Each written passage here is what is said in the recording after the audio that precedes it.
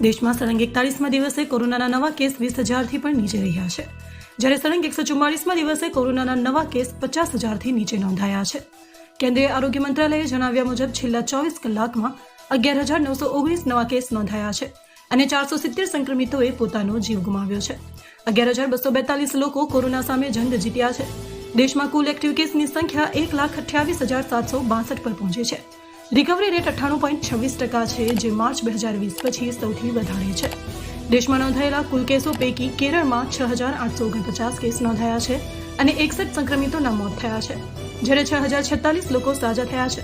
દેશમાં કુલ રસીકરણનો આંકડો 113 કરોડને પાર પહોંચ્યો છે. બુધવારે 10,197 નવા કેસ નોંધાયા હતા અને 301 સંક્રમિતોએ પોતાનો જીવ ગુમાવ્યો હતો.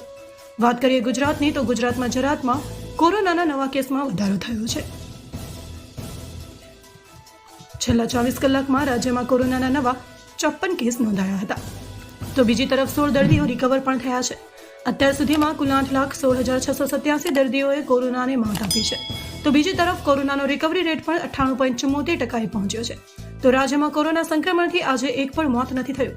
આજે 4,25,721 લોકોનું રસીકરણ કરવામાં આવ્યું છે.